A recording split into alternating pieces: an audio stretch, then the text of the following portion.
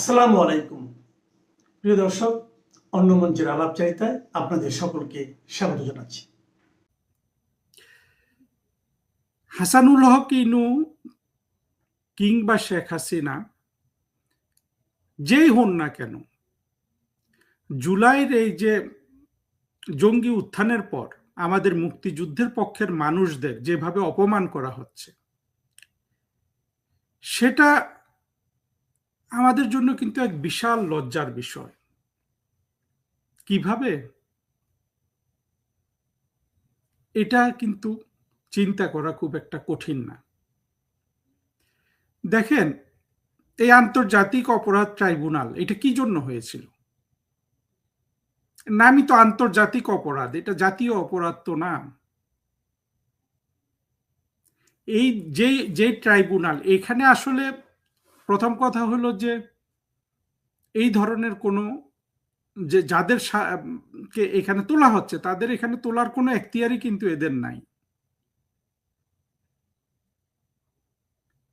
এর বিচার ব্যবস্থা সেটা কি? আমরা শুনেছি না যে লক্ষ কোটি টাকা নিয়ে, লক্ষ লক্ষ টাকা নিয়ে ফাঁসাচ্ছে কাউকে, কাউকে ছেড়ে দিচ্ছে।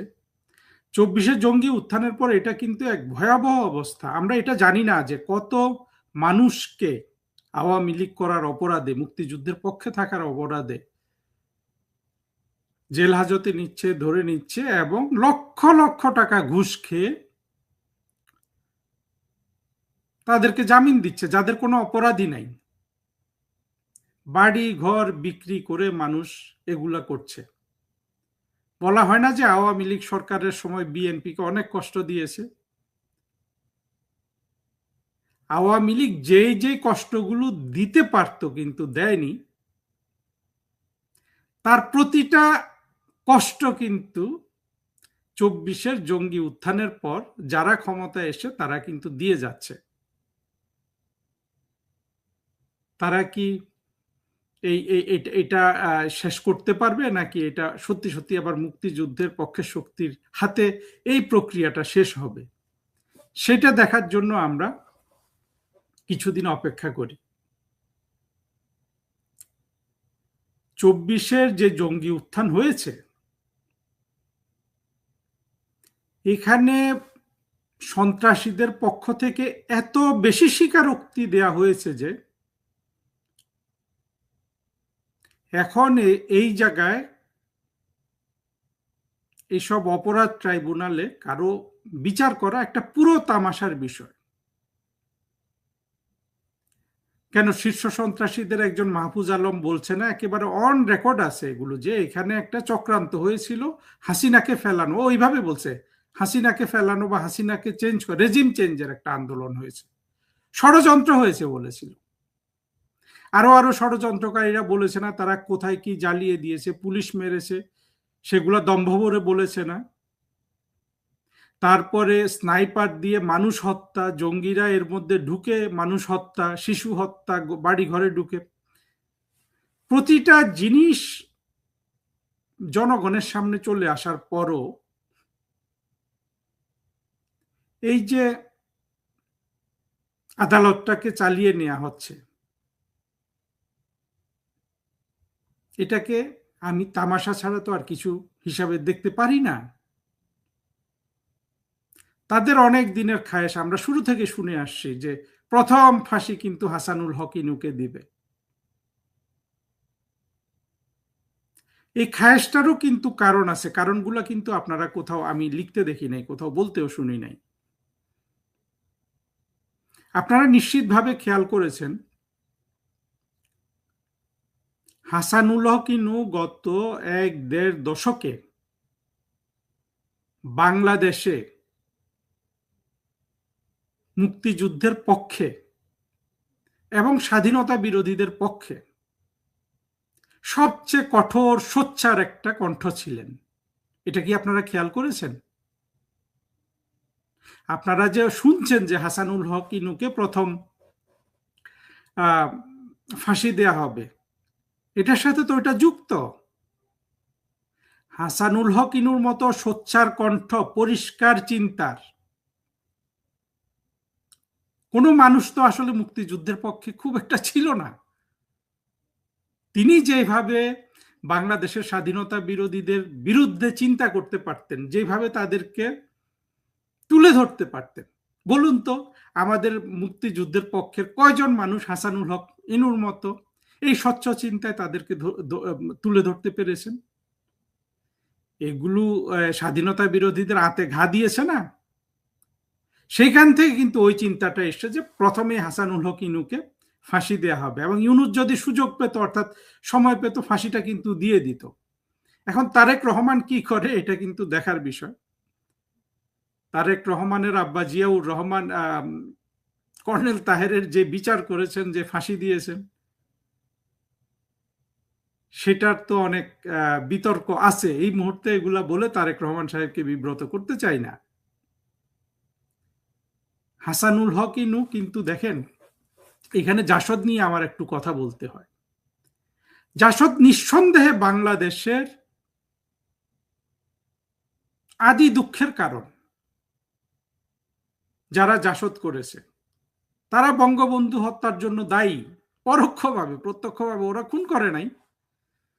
বাংলাদেশের জামাতের উত্থানের জন্য জিয়াউর রহমান ফরমালাইজ করলে অনেক জামাত গিয়ে কিন্তু জাসদে যোগ দিয়েছে। এই যে জামাতের আজকের যে আমির শফিক, উনিও তো এই জাসদের মানুষ। কিন্তু সেই জাসদ থেকে দেখেন, এই পথভ্রষ্ট যখন হাসানুল হক ইনুরা তরুণ ছিলেন, সেই শ্রেণী থেকে কিছু মানুষ তো বের হয়ে এসেছিলেন, এসে আবার, হ্যাঁ, তারা হয়তো প্রকাশ্যে ভুল স্বীকার কখনো করেন নাই, কিন্তু কোনো একটা আত্ম অনুসন্ধানের কেন্দ্র থেকে তো এই বের হয়ে আসা। তাদের মধ্যে সবচেয়ে উজ্জ্বল তারকা কিন্তু এই হাসানুল হক ইনু। আমি আরো কিছু মানুষকে দেখি, যেমন অধ্যাপক আনোয়ার হোসেন, কিংবা যিনি মারা গেছেন মাইন উদ্দিন খান বাদল, এরকম অনেকে আছে না বের হয়ে এসছে। এবং শুধু বের হয়ে আসেননি, হাসানুল হক ইনু, আমি যে কথাটা আগে বলেছিলাম, তিনি কিন্তু ৭১-এ যারা নিয়াজির হাত ধরে আত্মসমর্পণ করেছিল তাদের বিরুদ্ধে সবচেয়ে সোচ্চার কণ্ঠ ছিলেন, এবং তাদেরকে প্রকৃত চিত্রে চিত্রায়িত করার ক্ষেত্রে সবচেয়ে দক্ষদের মধ্যে একজন ছিলেন। এমন একটা শিকার যদি হাতে পায় ২৪-এর জঙ্গি উত্থানকারীরা, তারা তাকে ফাঁসি দিবে না? কিন্তু তারা যে আবার এটা করতে পারছে, অর্থাৎ যুদ্ধাপরাধীদের জন্য আন্তর্জাতিক অপরাধ ট্রাইব্যুনাল গঠন করা হয়েছিল, সেখানে তাদের বিচার হয়েছে। সেই একই আদালতে যে শেখ হাসিনার বিচার করে সাজা দিচ্ছে, এটা কিন্তু মুক্তিযুদ্ধের পক্ষের শক্তির জন্য একটা বড় লজ্জার বিষয়। এটাতে লজ্জা ছাড়া আমাদের আর কিচ্ছু নাই। লজ্জায় আমাদের মাথা হ্যাট হয়ে যাওয়া উচিত। কি করে স্বাধীনতা বিরোধীরা রাষ্ট্রটাকে গ্রাস করতে পারলো? আপনারা বলতে পারেন যে হ্যাঁ, আপনারা না, এই যারা যেসব যুক্তি দেখায় যে এখানে গণ অভ্যুত্থান হয়েছে, ওই হয়েছে, সেই হয়েছে, চাকরির নামে তো হয়েছে, চাকরির ব্যবস্থা হয়েছে, বাংলাদেশের সাধারণ মানুষের ছেলে মেয়েদের কোনো চাকরির ব্যবস্থা হয়েছে? সব চাকরির ব্যবস্থা হয়েছে কিন্তু ২৪-এ যারা জঙ্গি উত্থান করেছিল সেই জঙ্গিদের, সরাসরি জঙ্গিদের চাকরির উত্থান হয়েছে। অর্থাৎ যত নিয়োগ ইউনুস দিয়ে গেছে সব কিন্তু জঙ্গিদের দিয়ে গেছে। তারাই আজকে কিন্তু পুলিশ হয়ে বসে মুক্তিযুদ্ধের পক্ষের মানুষের উপর চড়া হচ্ছে। হ্যাঁ, বিএনপি কিছু পোস্ট পেয়েছে, তারাও কিছু পেয়েছে, কিন্তু আমাদের জন্য এটা ভীষণ লজ্জার। লজ্জাটা কিন্তু ব্যর্থতা, লজ্জা দুটোই। কি করে ২৪-এ একটা জঙ্গি উত্থান হয়? যেই দেশটা স্বাধীন হয়েছিল এই প্রতিশ্রুতি দিয়ে, কাগজে কলমে সব জায়গায়, যে দেশটা পাকিস্তানের মতো হবে না, অর্থাৎ এই দেশটা হবে উদার, গণতান্ত্রিক, ধর্মনিরপেক্ষ, অসাম্প্রদায়িক রাষ্ট্র, বঙ্গবন্ধুর সোনার বাংলা। সেই দেশে কি করে যারা ৭১-এ জেনারেল নিয়াজির হাত ধরে আত্মসমর্পণ করেছিল, তারা ক্রমে আপনার এই ক্ষমতায় অধিষ্ঠিত হয়ে যায়, অর্থাৎ জোর করে, ষড়যন্ত্র করে, বিদেশিদের সাথে মিলে, হ্যাঁ, অভ্যুত্থানের নামে একটা জঙ্গি আন্দোলন চালিয়ে আওয়ামী লীগের মতো একটা শক্তিশালী দলের সরকারকে পতন ঘটিয়ে দেয়। কি করে ওয়াকারের মতো একটা লোকই জঙ্গি সাধনা করে আর্মিতে ঢুকেছে, বঙ্গবন্ধুর লতায় পাতায় আত্মীয় কোনো একটা পরিবারে বিয়ে করেছে, শেখ হাসিনাকে অথবা কাউকে না কাউকে বিমোহিত করে আর্মি প্রধান হয়েছে, হয়ে জঙ্গি উত্থান ঘটিয়ে দিয়েছে। এগুলা কিন্তু আমাদের জন্য চরম লজ্জার। যে যাই বলুন, এই লজ্জা থেকে কিন্তু মুক্ত হতে অনেক সময় লাগবে, অনেক ধরনের আপনার নিজেদেরকে সংশোধন করতে হবে। ওই চেতনাটা আনতে হবে যে ৭২-এ যে শত্রুকে সহজে নিধন করা যেত তাদেরকে করুণা দেখিয়ে আজকে হাসানুল হক ইনু করুণার পাত্র, আমির হোসেন আমু করুণার পাত্র, শেখ হাসিনা করুণার পাত্র।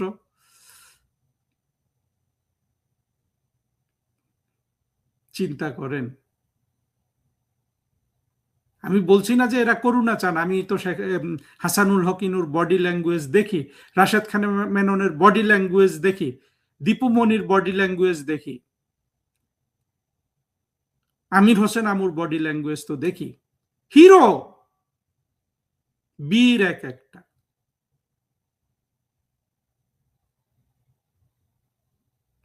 কিন্তু আমাদের এই অধপতনের জন্য আমাদের চিন্তার দুর্বলতা দায়ী, মুক্তিযুদ্ধ বিরোধী শক্তিকে আমাদের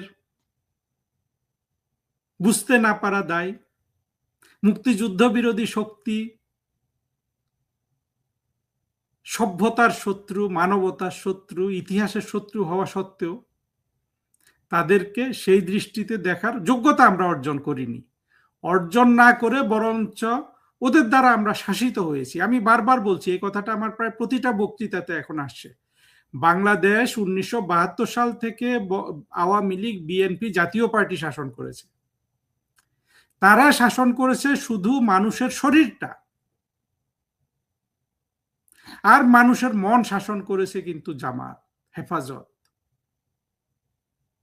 আপনারা যদি এই জিনিসটা না বোঝেন, মুক্তিযুদ্ধের পক্ষের শক্তিকে বলছি, এই পার্থক্যটা যদি আপনারা না বোঝেন, তাহলে আপনারা আসলে কোনোদিন এই শক্তিটাকে পরাজিত করতে পারবেন না। হ্যাঁ, বর্তমানে আওয়ামী লীগের জনপ্রিয়তার যে জোয়ার এসেছে, সেখানে এসে আপনারা সরকারও গঠন করতে পারবেন, শেখ হাসিনা প্রধানমন্ত্রী হবেন, এটা দেখবেন হয়ে যাবে খুব দ্রুত। কিন্তু এই যে পেছনের জিনিসটা যদি ভালোভাবে অধ্যয়ন করে সেই অনুযায়ী ব্যবস্থা গ্রহণ না করা হয়, এরা আবার কিন্তু আসবে এবং এই চিরন্তন এই যুদ্ধ চলতে থাকবে দুই পক্ষের মধ্যে। কিন্তু হাসানুল হক কিন্তু আবার এমন একজন মানুষ, তিনি কিন্তু এই মুক্তিযুদ্ধ বিরোধী মৌলবাদী শক্তিটাকে ভালোভাবে বুঝতেন এবং তার মতো মেধা এবং বোঝার ক্ষমতা সম্পন্ন মানুষদের যদি ভবিষ্যতে এই শক্তিটাকে মোকাবেলা করার সুযোগ দেয়া হয়, এরা দেখবেন সহজে ৬ মাস ১ বছর লাগে না এই মুক্তিযুদ্ধ বিরোধী শক্তিকে পরাজিত করতে। শেখ হাসিনা চাইলে বা উনি যদি সেই জায়গায় মনোযোগ দিতেন, ১ বছরে এটা পারতেন। সারা পৃথিবী কিচ্ছু বলতে পারতো না। আপনি সকল মানবাধিকার রক্ষা করে এদেরকে কিন্তু আপনি বাংলাদেশ থেকে তাড়িয়ে দিতে পারতেন, বাংলাদেশে এদের অর্থনৈতিক রাজনৈতিক ক্ষমতা শূন্য করতে পারতেন। শেখ হাসিনা দেখিয়েছেন মানবিকতা, ইনক্লুসিভনেস, বঙ্গবন্ধু দেখিয়েছেন, কিন্তু কোনোভাবে তারা কিন্তু ক্ষমা করে নাই। আমি জানি না তারেক রহমান, এখন তো সব ক্ষমতার মালিক উনি, এইসব ট্রাইব্যুনাল এগুলো আসলে কিছুই না।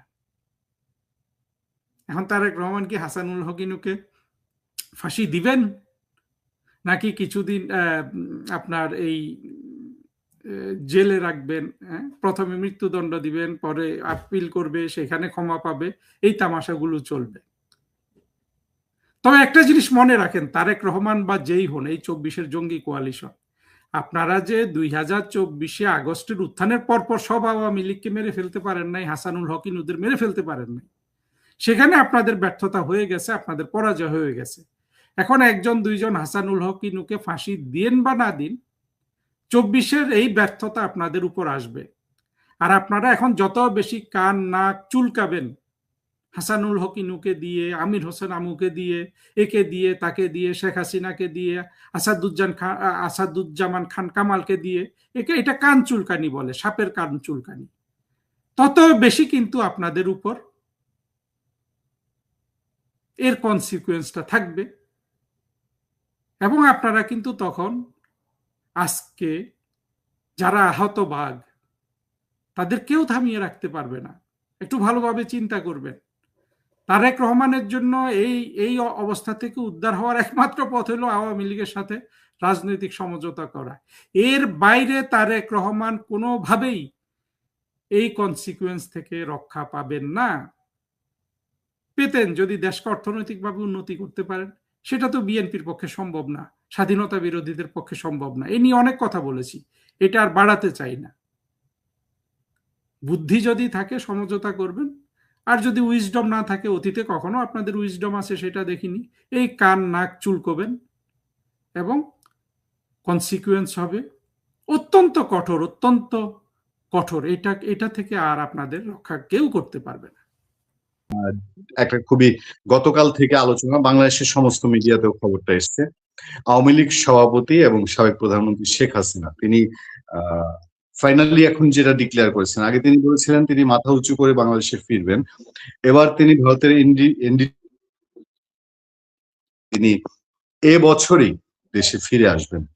এবং এই আলাপটা সবগুলো মিডিয়াতে বড় করে এসছে, আমরাও জেনেছি, আমরা পুরো রিপোর্টটাই পড়েছি, সেখানে তিনি অনেক কথা বলেছেন। এর প্রতিক্রিয়া সরকারের দিক থেকে আজকে আমরা তেমন কিছু পাইনি, বাট আমাদের চিফ প্রসিকিউটর বলেছেন যে এটা শেখ হাসিনার পলিটিক্যাল স্ট্যান্ডবাজি।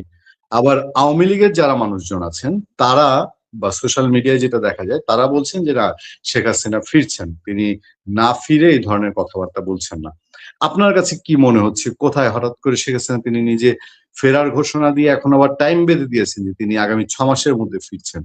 কোন দিক যাচ্ছে পরিস্থিতি? দেখেন, হাসিনাকে যখন আমরা রেখে আসলাম,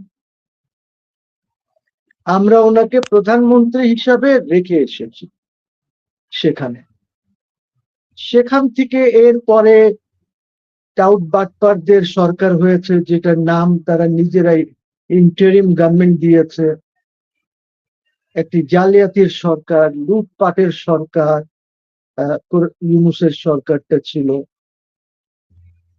তারপরে এই সরকার এসেছে 4 মাসের মতন হচ্ছে বা হয়ে গেছে।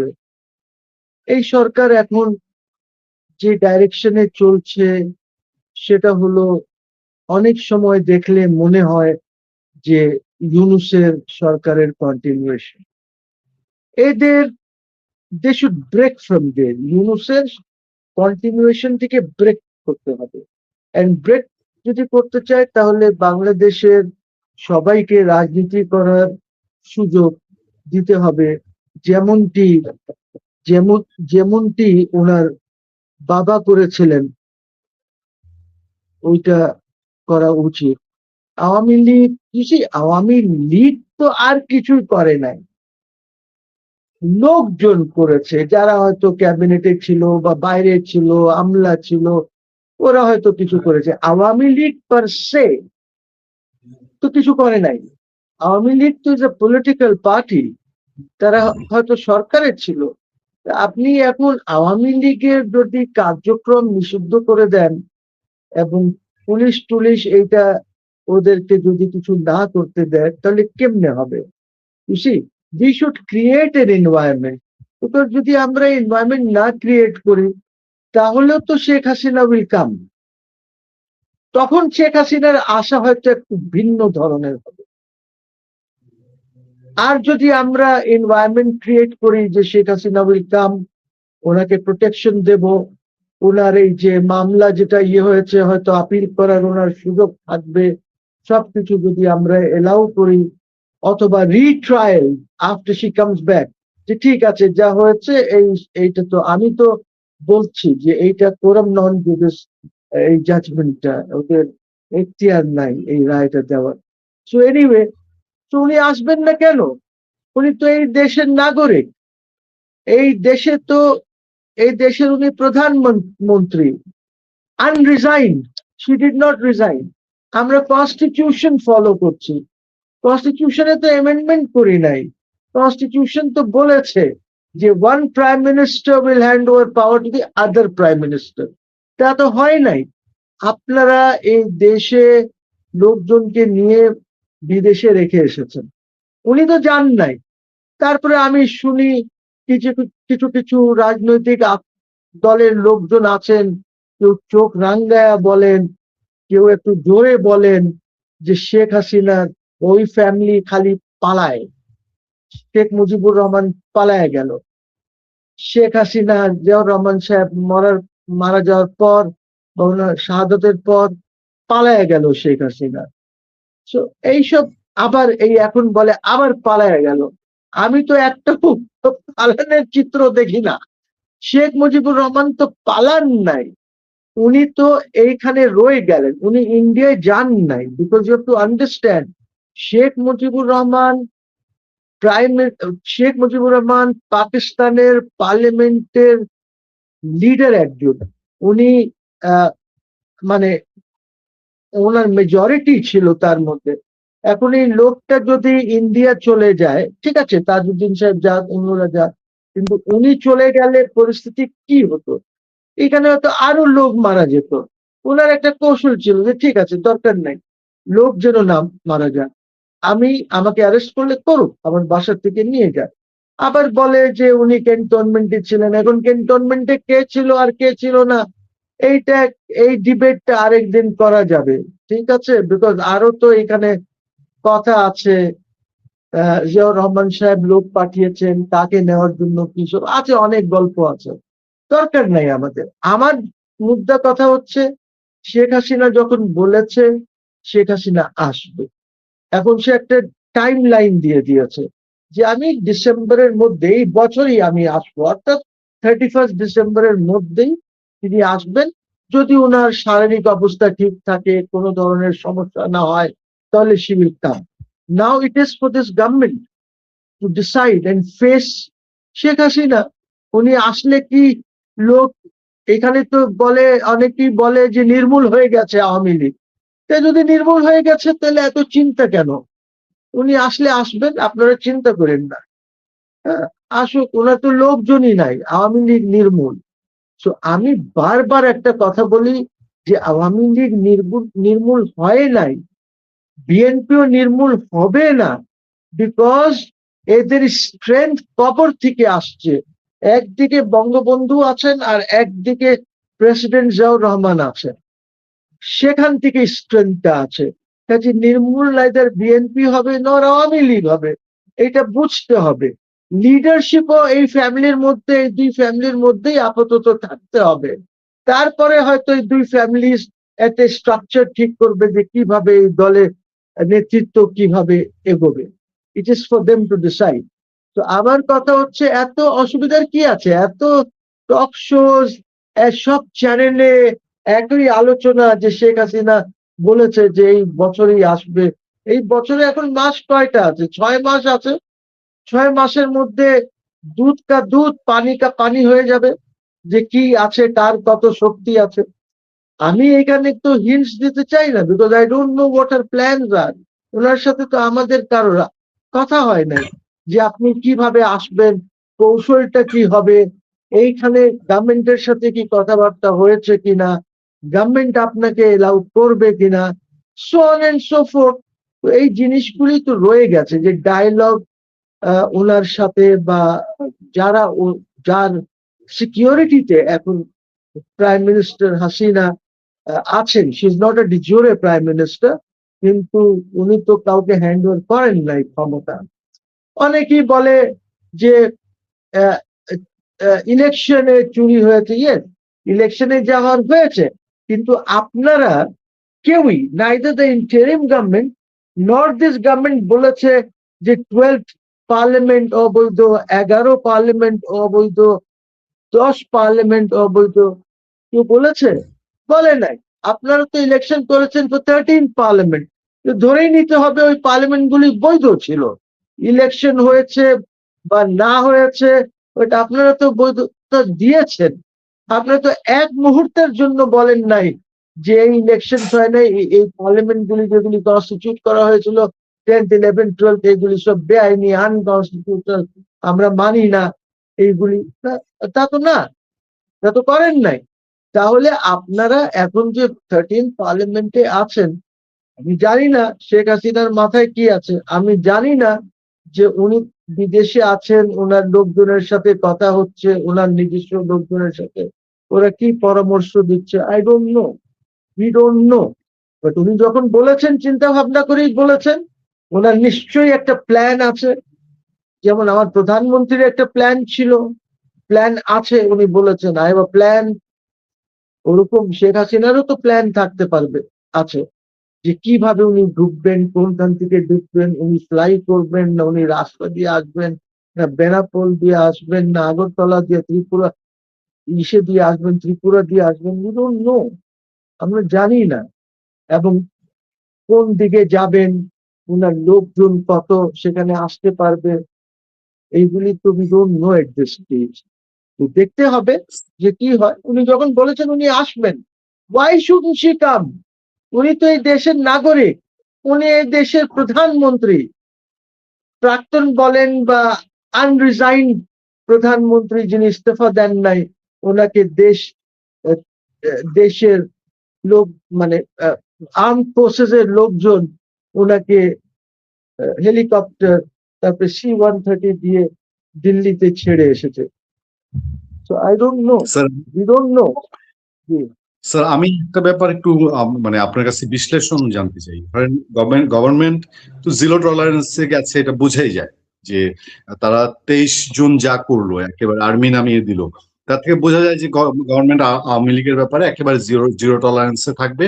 এবং বিএনপি বলি, জামাতে ইসলামী বলি, তারা আওয়ামী লীগ বা শেখ হাসিনার আশাটাকে সহজ করবে না, আমরা তাদের রাজনীতি করার সহজ পথ আমরা করে দিব না। এটা যদি না হয় তাহলে শেখ হাসিনা আসলে পর দেশের পরিস্থিতি কি হতে পারে, এটা একটা বিষয়। আরেকটা বিষয় হচ্ছে, আজকে দেখলাম ইউএস সেকেন্ড মিশন চিফ যিনি ছিলেন সাবেক, তিনি আজকে বলছেন যে শেখ হাসিনা হয় জেলে মরবেন, আর না হলে তিনি ভিন্ন দেশে থেকে মরবেন। আমেরিকান এই সাবেক কূটনীতিকরা কেন এখন হঠাৎ করে মুখ খুলছেন, কি মনে হয় আপনার? না না, ইউসি আমেরিকান কূটনীতিকদের কিছুই নাই, দে আর ডিফিটেড ফোর্সেস। ইরান ওদেরকে ডিফিট করে দিয়েছে, এখন তারা তাদের ঘাঁটি মাটি এখান থেকে তুলে নিয়ে চলে যাবে, ওদের নিয়ে কেউ চিন্তা নাই। চায়না এইখানে আছে, এইসব কথা কোনো ইয়ে নাই। এইগুলি সব খলিলুর রহমান টমান যারা ওদের টাকা পয়সা খায়, যারা ওখানে যে বদুল আলম মজুমদার এইটা ওদের এজেন্ট, ওরা এইসব কথা ওদেরকে বলে বা ওদেরকে দিয়ে বলায় বা হোয়াট এভার। হ্যাঁ, ওইটা কিচ্ছু না। শেখ হাসিনা যখন খুশি, ওয়ার্ল্ড অর্ডার চেঞ্জ হয়ে গেছে। আপনি আপনি এখন ওয়েস্ট এশিয়াতে আর বেসেস দেখবেন না। আমেরিকানস এই বেসেস গুলি তুলে নিয়ে যাবে, ইসরায়েলে বেস বানাবে, আর ডিয়েগো গার্সিয়াতে চলে যাবে কিছু নিয়ে, এইভাবে ওদের এইখানে কিছু না। বা প্যাসিফিকে তারা কিছু কন্ট্রোল করার চেষ্টা করবে। Dollar is finish, petro dollar is finish, তারা কোনো কিছু করতে পারবে না, ইউসি। সো আমার ওইগুলি নিয়ে এখন আর চিন্তার কারণ নাই। বাট যেটা আমি বলি যে গভর্নমেন্টকে চিন্তা করতে হবে, গভর্নমেন্টকে চিন্তা করতে হবে, আর্মি চিফকে চিন্তা করতে হবে, ইন্টেলিজেন্স এজেন্সিসকে চিন্তা করতে হবে, এবং তারা তারেক সাহেবকে কি অ্যাডভাইস দেবে, it is up to them and up to Tarek সাহেব যে উনি কিভাবে এইটা করবেন। এইটা কি সহজে করবেন? উনার আশাটা কি উনি সহজ পথ দেবেন না উনি, because you see even when Tarek সাহেব যখন আসলেন তখন ওনাকে কে সাপোর্ট দিয়েছে? আর্মি। আগে পিছে total security was provided by army, সবকিছু আর্মি করেছে তখন ওনার জন্য। সো এখন আই ক্যানট সে ওনার মাথায় কি আছে। একবার যখন উনি মুভমেন্ট শুরু করবেন তখন বাংলাদেশের আমলাদের বা বাংলাদেশের আর্মির বা পুলিশের এদের কি সিচুয়েশন হবে আমি জানি না এখন, বিকজ এখনো তো উনি ওনার প্ল্যান পুরোটা চক আউট করেন নাই। উনি একটা সিদ্ধান্ত নিয়েছেন যে আমি এই বছরে যাব, এটা উনি বলেছেন, এনডিটিভি কে ইন্টারভিউ দিয়ে বলেছেন। ইমেল ইন্টারভিউ দিয়ে বলেছেন। So I don't know what the situation is like. এই সিচুয়েশনটা তো সিরিয়াস সিকিউরিটি প্রবলেমস হবে যদি গভর্নমেন্ট, আমি আবার রিপিট করি, যদি গভর্নমেন্ট পথ সহজ না করে তাহলে কিন্তু প্রবলেম আছে গভর্নমেন্টের জন্য, প্রবলেম হবে ল অ্যান্ড অর্ডারের, সিরিয়াস সিরিয়াস সিরিয়াস প্রবলেম হবে। যারা এখন লম্বা লম্বা কথা বলছে কিন্তু ইভেন টক শোজে বা ইসে কাউকে খুঁজে পাওয়া যাবে না। I am telling you, once she Sir, decides যে আই এম গোইং টু। জি, আমি পার্লামেন্ট ধরে একটা ইস্যুতে যেতে চাই। পার্লামেন্টে দেখলাম যে সরকারি দল বিরোধী দল একে অন্যকে খুব তালিয়ে দিয়ে যাচ্ছে, যে গঠনমূলক সমালোচনা এই জায়গাটাও সীমিত হয়ে আসছে। পার্লামেন্টে এনসিপির লোকজন দাবি করেছে যে আমাদের ৭১-এ স্বাধীনতা এসছে, ২৪-এ সার্বভৌমত্ব এসছে। যদিও সরকারের স্বাস্থ্যমন্ত্রী সাথে সাথে এটা প্রতিবাদ করেছেন, কিন্তু এই যে একটা কথা ছড়ানো যে ২৪-এ আমাদের সার্বভৌমত্ব এসছে, হাউ ইটস পসিবল, মানে ২৪-এ আমাদের এমন কি হয়েছে যে আমাদের ওইটা ধরে সার্বভৌমত্ব চলে এসছে? আচ্ছা, তো ৭১ থেকে নিয়ে তার মানে যখন জিয়াউর রহমান সাহেব প্রেসিডেন্ট ছিলেন তখন সার্বভৌমত্ব ছিল না দেশে? This is what they mean. আর বিএনপি তালি দেয় এইটাতে। What does he mean? I mean সার্বভৌমত্ব তো আপনি যখন স্বাধীন হলেন ৭১-এ, তো সার্বভৌমত্ব তো আপনার ছিলই। আমি ওই ডিবেটে যেতে চাই না যে ইন্ডিয়ানসরা এটাকে কি বলে না বলে, বাট সার্বভৌমত্ব তো ছিলই। সার্বভৌমত্ব না থাকলে আপনার এখানে যে ইন্ডিয়ান আর্মি ছিল, ওই ইন্ডিয়ান আর্মিকে কিভাবে আহ, আহ, যাওয়ার জন্য বললেন বঙ্গবন্ধু? ২-৩ বার বলতে হয়েছে বঙ্গবন্ধুকে, ইন্দিরা গান্ধীকে, যে please take back the army.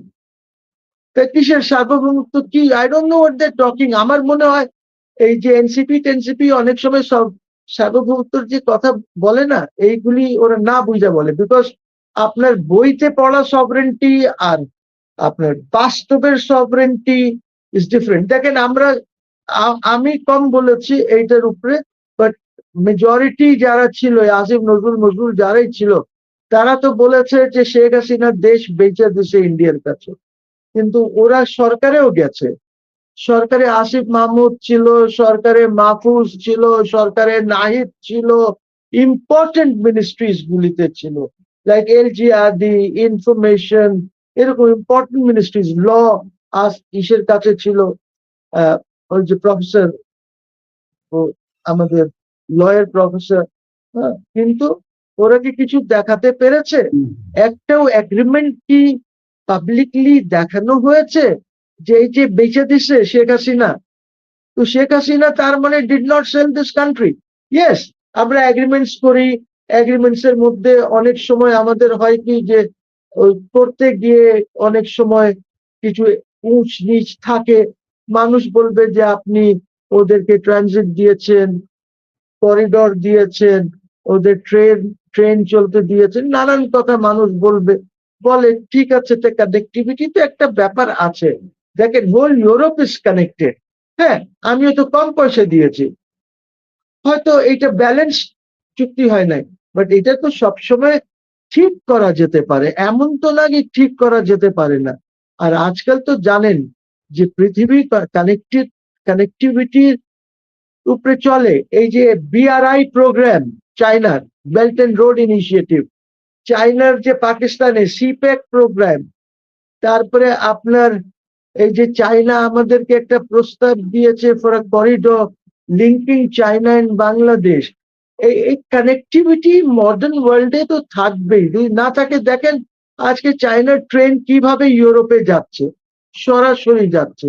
আজকে দেখেন পাকিস্তান কিভাবে করিডোর এন্ড কানেক্টিভিটি করেছে ইরানের সাথে। করাচিতে যে কন্টেনার্স গুলি আছে সেটা বাই রোড তারা পাঠিয়ে দিচ্ছে ইরানকে।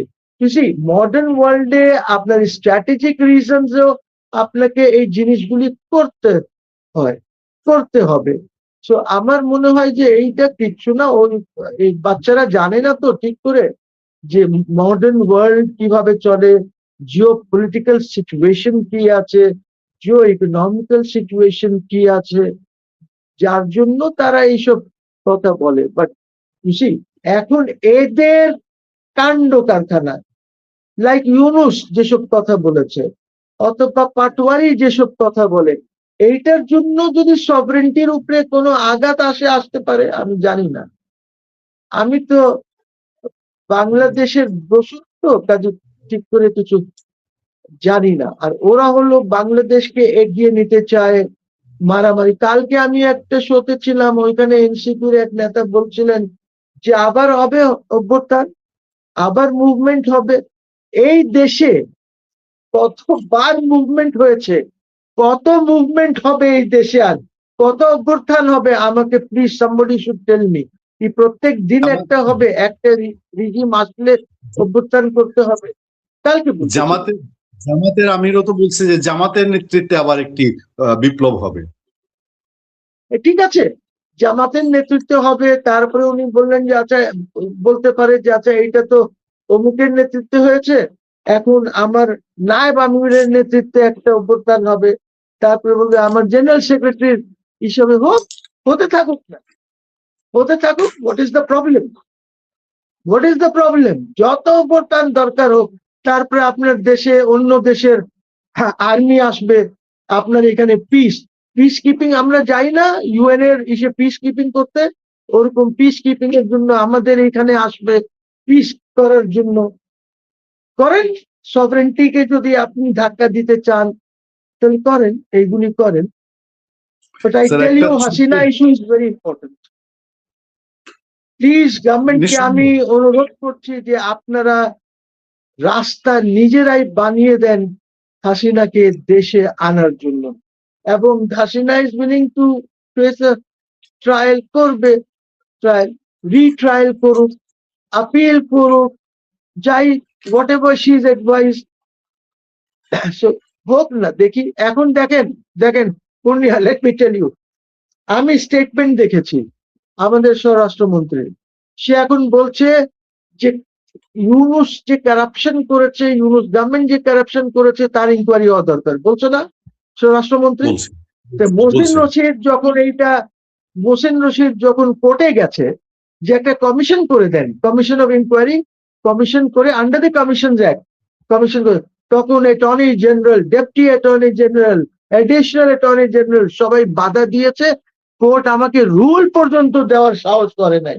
আমি তো বলি নাই যে কি ইনকোয়ারি করবেন, ইনকোয়ারি কমিশন আপনি করবেন, গভর্নমেন্ট করুন, টার্মস অফ রেফারেন্স আপনি ডিসাইড করবেন। আমি তো বলছি না যে এই টার্মস অফ রেফারেন্সের হতে হবে। তখন তো সব আমার বিরুদ্ধে। আজ পর্যন্ত আমি ওই যে আমাকে অপোজ করেছে রায় পাইনি।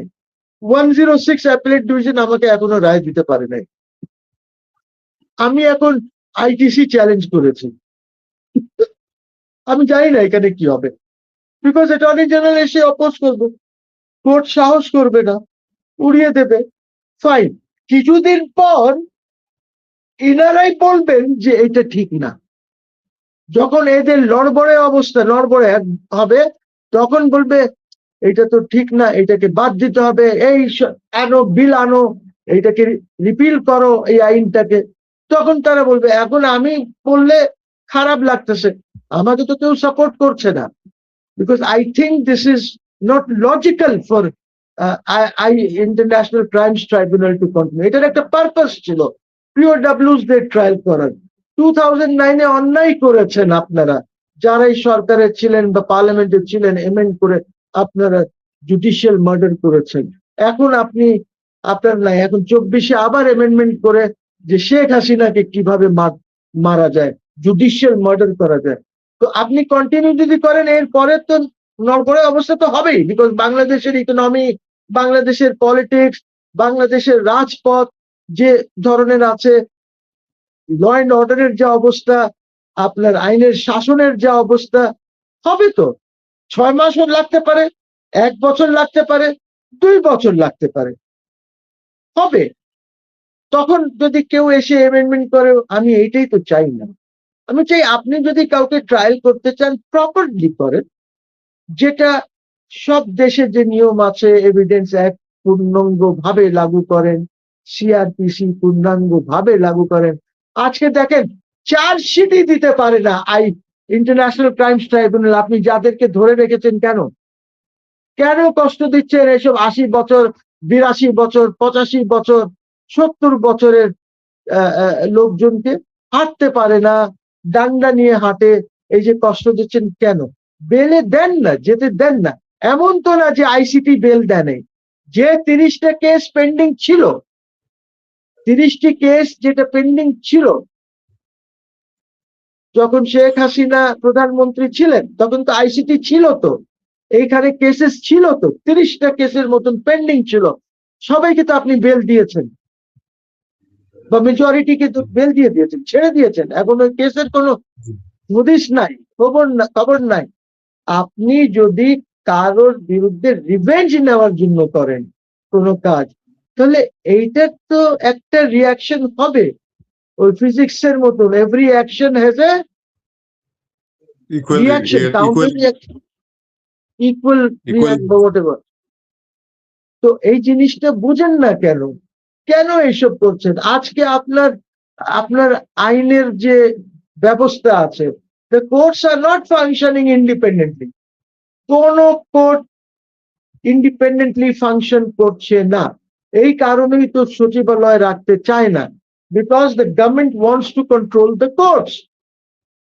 গভর্নমেন্ট এখন যেটা কন্ট্রোল করছে, বা আগেও যেটা হয়েছে শেখ হাসিনার সময়, যে গন্ডগোলটা মাহমুদুল ইসলাম করে দিয়ে গেছে।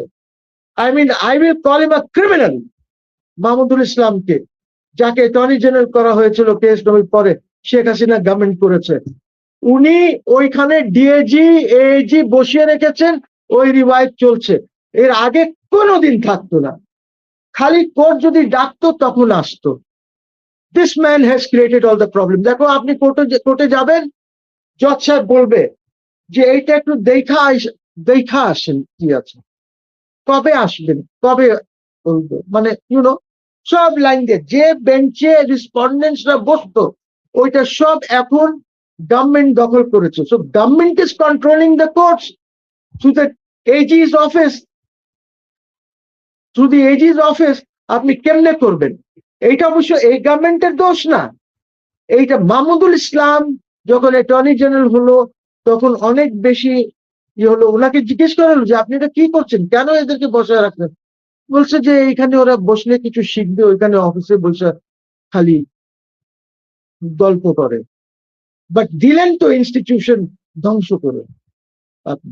So you see, these are the kind of mistakes, যার জন্য আজকে আপনার এখানে ইনসাফ পাওয়াটা ইজ ভেরি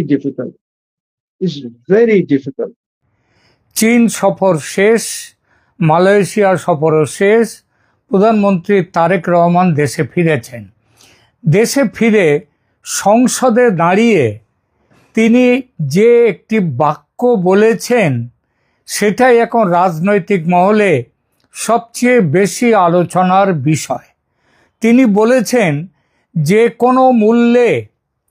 কোনো মূল্যে তিস্তা মহাপরিকল্পনা বাস্তবায়ন করা হবে।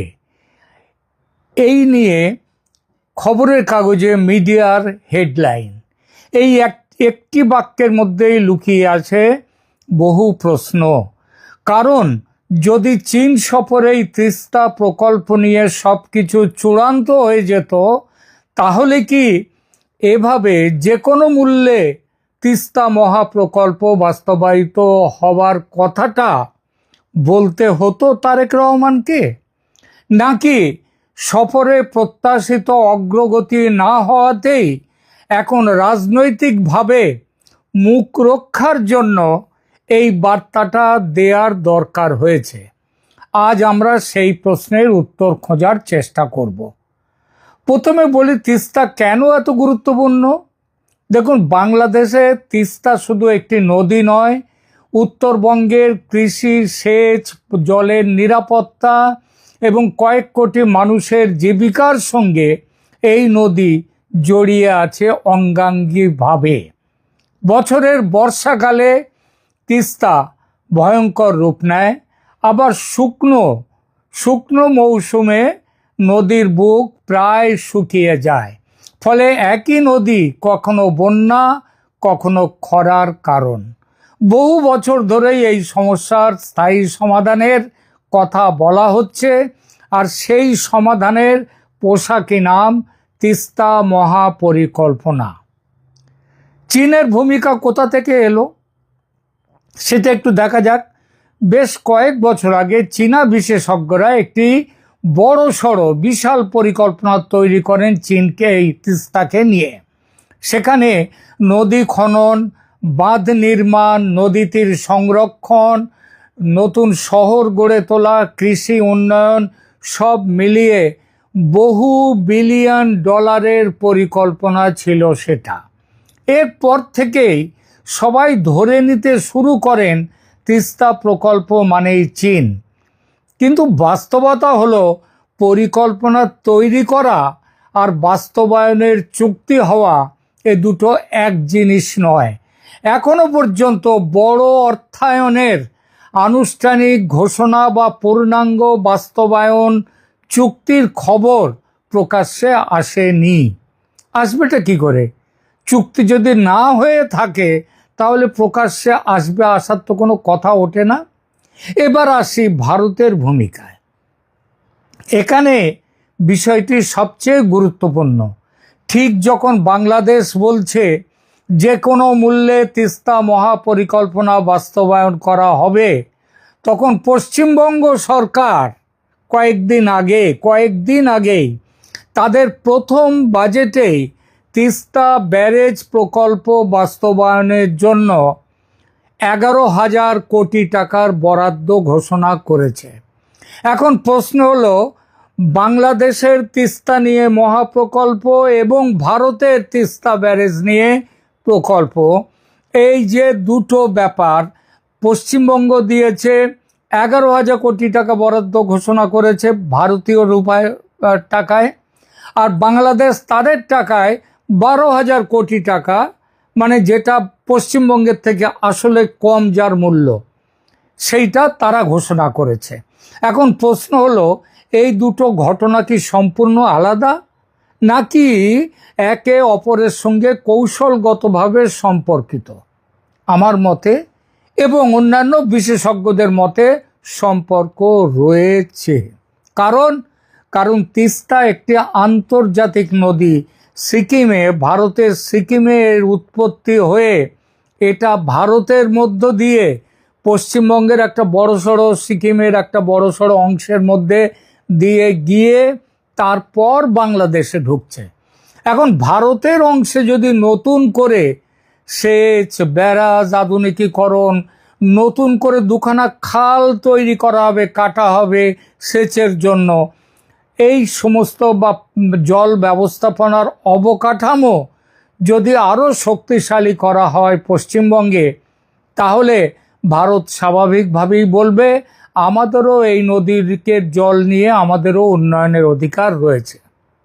অর্থাৎ ভবিষ্যতে জল বন্টন নিয়ে আলোচনায় ভারতের অবস্থান আরও দৃঢ় এবং শক্ত হতে পারে।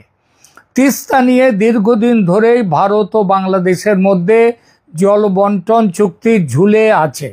2011-য় মনমোহন সিং যখন প্রধানমন্ত্রী, তখন মমতা বন্দ্যোপাধ্যায়ের হস্তক্ষেপে, মানে তিনি ঢাকায় পৌঁছননি কথা সত্ত্বেও, তার ফলে এই চুক্তি ঝুলে আছে। আর পশ্চিমবঙ্গের স্বার্থ সেই আলোচনায় একটি গুরুত্বপূর্ণ বিষয়। এখানেই বাংলাদেশের সামনে নতুন চ্যালেঞ্জ তৈরি হয়ে যায়। বাংলাদেশের তিস্তা মহাপরিকল্পনার মূল লক্ষ্য নদীকে পুনর্বিন্যস্ত করা, নদীর দুই তীর উন্নয়ন করা, কৃষিতে পানির নিশ্চয়তা বাড়ানো। কিন্তু যদি উজানে ভারতের প্রকল্পগুলোর কারণে শুকনো মৌসুমে জলের প্রবাহ উল্লেখযোগ্যভাবে কমে যায় বা না বাড়ে, তাহলে বাংলাদেশের প্রকল্পের অনেক সুবিধাই সীমিত হয়ে যেতে পারে। অর্থাৎ শুধু বাঁধ বা নদী খনন করলেই হবে না, নদীতে পর্যাপ্ত জলও থাকতে হবে, আর সেই জলটা আসবে ভারতের অংশ থেকে।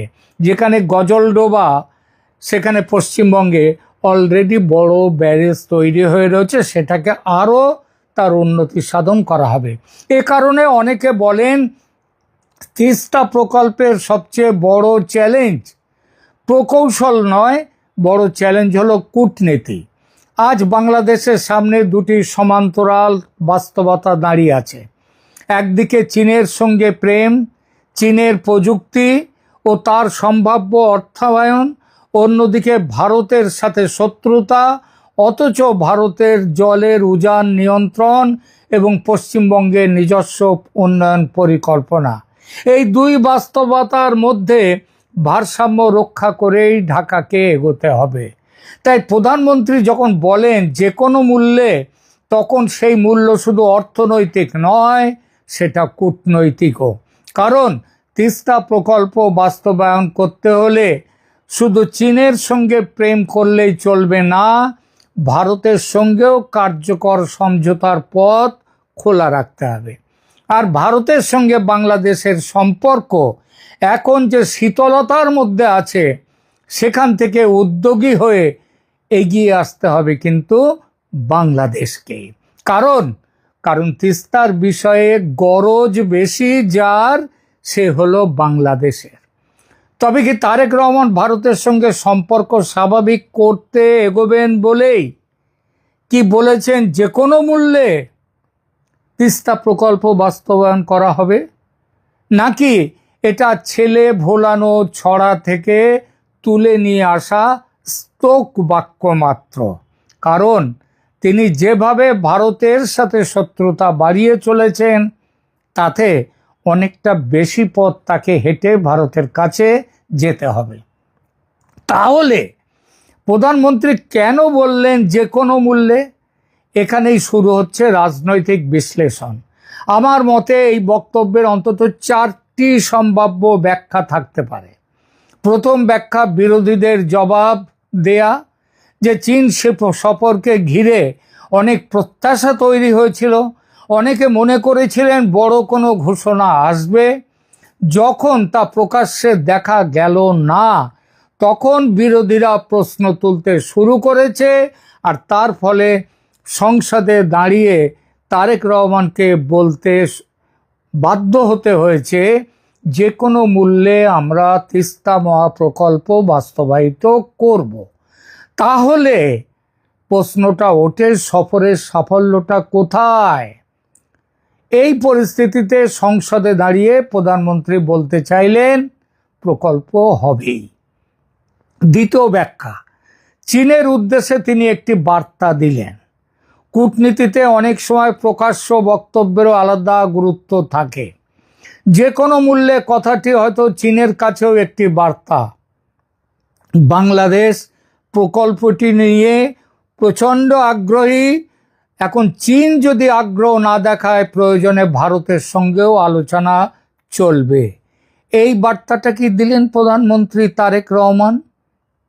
তৃতীয় ব্যাখ্যা, ভারতকেও একটি বার্তা তিনি পৌঁছে দিলেন। তিস্তা শুধু বাংলাদেশ ও চীনের বিষয় নয়, ভারতও যেহেতু একটি গুরুত্বপূর্ণ পক্ষ, কারণ উজানের পানি নিয়ন্ত্রণের বিষয়টি ভারতের সঙ্গে সম্পর্কিত। সুতরাং এখন হয়তো বাংলাদেশের তারেক রহমান সরকারের কানে জলটা ঢুকেছে যে তারা তিস্তা নিয়ে ভারতের সঙ্গে কথা বলে এগোতে চায়। এটা একটা ব্যাখ্যা। চতুর্থ ব্যাখ্যা, দেশের মানুষের কাছে প্রতিশ্রুতি। উত্তরবঙ্গে তিস্তা একটি অত্যন্ত আবেগের বিষয়। বহু সরকার এসেছে, বহু প্রতিশ্রুতি দিয়েছে, কিন্তু বাস্তব অগ্রগতি শূন্য। তাই প্রধানমন্ত্রী হয়তো জনগণকে আশ্বস্ত করতে চেয়েছেন যে সরকার এই প্রকল্প ছাড়বে না, যে কোনো মূল্যে এই প্রকল্প বাস্তবায়িত করবে। তবে এই সরকার যেভাবে ভারত বিরোধিতা করে একের পর এক জায়গাতে নিজের পায়ে কুড়ুল মারছে, তাতে মনে হয় এই যে কোনো মূল্যে এই প্রকল্প বাস্তবায়িত হবে, এটা সেই ছেলে ভুলানো পাড়া জোড়ালো সেই উদাহরণটা এখানে যেন বেশি প্রযোজ্য হচ্ছে। বাংলাদেশের মিডিয়া তারা কি বলছে একটু দেখি। এখানে একটি বিষয় লক্ষ্য করার মতো, মূলধারার সংবাদ মাধ্যমগুলো মূলত দুটো তথ্য দিচ্ছে। একটা, প্রধানমন্ত্রী সংসদে প্রকল্প বাস্তবায়নের দৃঢ় অঙ্গীকার ব্যক্ত করছেন, এইটা বলছে তাদের কাছে এইটাই বড় কথা। আর দ্বিতীয়ত, সেখানকার জলসম্পদ মন্ত্রণালয় আবার পাশাপাশি জানিয়ে দিয়েছে চীনের কারিগরি সহায়তায় সম্ভাব্যতা সমীক্ষার কাজ এগোচ্ছে। কিন্তু এটা হচ্ছে তিস্তা নিয়ে নয়, বাংলাদেশের সমস্ত নদীকে নিয়ে একটা কারিগরি সহায়তার তার একটা সমীক্ষা চলছে। সেটা তো তিস্তার সাথে জোড়া যায় না আলাদা করে। কোথাও এখনো এমন নিশ্চিত খবর নেই যে চীন পূর্ণাঙ্গ অর্থায়নের চুক্তি করে ফেলেছে অথবা নির্মাণ কাজ শুরুর চূড়ান্ত সিদ্ধান্ত হয়ে গেছে। এটাই এখন সবচেয়ে গুরুত্বপূর্ণ তথ্য। এরপর কি হতে পারে? এখন সামনে কয়েকটি সম্ভাবনা রয়েছে। প্রথম, চীনের সঙ্গে আরও আলোচনা হবে। দ্বিতীয়ত, প্রকল্প ছোট ছোট ধাপে ভাগ করা হতে পারে। তৃতীয়ত, বাংলাদেশ একাধিক আন্তর্জাতিক অর্থায়নের উৎস খুঁজতে পারে। কিন্তু সেখানেও বড় বাধা, বাংলাদেশের এত বেশি দেনা রয়েছে, তার সুদ দিতে এবং তার আসলের কিস্তি দিতেই বাংলাদেশ এখন পাগলা হয়ে যাচ্ছে। সুতরাং তিস্তার জন্য আরও অর্থায়নের উৎস শুনেছি চীনের নাকি না রাজি হওয়ার একটা বড় কারণ, বাংলাদেশ কোত্থেকে তাদের টাকা পরিশোধ করবে, ধার পরিশোধ করবে। চতুর্থত, ভারতের সঙ্গে জল বন্টন আলোচনা নতুন করে গুরুত্ব পেতে পারে এবং সেইটা আলোচনা করতে গেলে তারেক রহমান সরকারকে অনেকটা মাথা ঝুঁকিয়ে তাদেরকে এগোতে হবে। কারণ গত 3 মাস ধরে তারা যেভাবে পদে পদে ভারতের সাথে শত্রুতাটাকে বাড়িয়েছেন, তাতে ভারত ওই যে পশ্চিমবঙ্গের বাজেটে 11,000 কোটি টাকা যেটা ঘোষণা, সেটা বাংলাদেশকে চাপে রাখার জন্যও হতে পারে। সুতরাং কোনটা হবে সেটা এখনই বলা কঠিন। শেষ করি আলোচনা। তিস্তা প্রকল্প নিয়ে বাংলাদেশের মানুষ বহু বছর ধরে অপেক্ষা করছে। প্রতিবারই বড় বড় ঘোষণা এসেছে, কিন্তু বাস্তব কাজ প্রত্যাশার কাছে শূন্য, শূন্য একদম। এই প্রেক্ষাপটে প্রধানমন্ত্রী যখন বলেন যে কোনো মূল্যে তিস্তা মহাপরিকল্পনা বাস্তবায়ন করা হবে, তখন সেটা হয়তো একটি শক্তিশালী বার্তা হতে পারে, কিন্তু সেই বার্তা বাস্তবে তার মূল্য এই মুহূর্তে কিছুই দেখা যাচ্ছে না। কারণ ঘোষণা যথেষ্ট নয়, প্রয়োজন অর্থায়নের স্পষ্ট রূপরেখা, আন্তর্জাতিক সমঝোতা, বিশেষ করে ভারতের সঙ্গে সমঝোতা, কারিগরি প্রস্তুতি এবং বাস্তব কাজের দৃশ্যমান অগ্রগতি। বাংলাদেশের মানুষ এখন আর শুধু প্রতিশ্রুতি শুনতে চায় না তারেক রহমান সাহেব, তারা দেখতে চায় তিস্তার বুকে জল এসেছে কিনা, সারা বছর জল থাকবে কিনা, সেই কাজ শুরু হয়েছে কিনা। আর সেই উত্তর আগামী কয়েক মাসেই স্পষ্ট হয়ে যাবে। দর্শক, আপনাদের কি মনে হয়, প্রধানমন্ত্রীর যে কোনো মূল্যে বক্তব্য কি কেবল রাজনৈতিক আশ্বাস, নাকি এর পেছনে এমন কোনো বাস্তব পরিকল্পনা রয়েছে যা এখনো প্রকাশ করা হয়নি? আপনাদের মতামত অবশ্যই